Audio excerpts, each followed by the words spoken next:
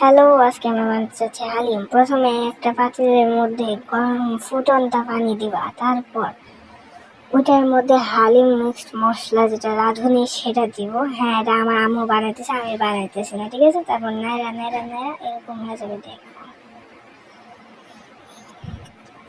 এরকমের পর আমরা চলে যাবো একটা পাতিলে, যেখানে পেঁয়াজ কুচি এটার মধ্যে ভাজতেছিল। তারপর আম্মু ওটার মধ্যে রসুন দিয়ে দিয়েছে, রসুন দেওয়ার পর লবণ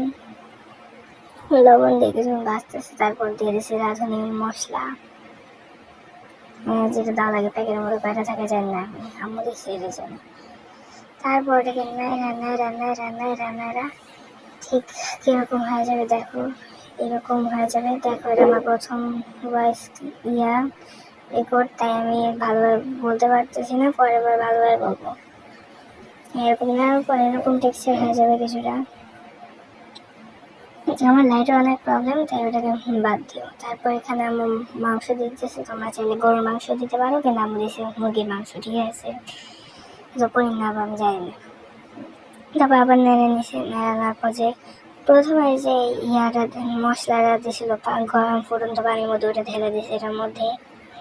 তারপর কিছুক্ষণ আমি ভালোভাবে চেঁচে দেওয়ার পর কিছুক্ষণ রাখতে হবে, 20 থেকে 25 মিনিট এমনি রেখে দেওয়া লাগবে।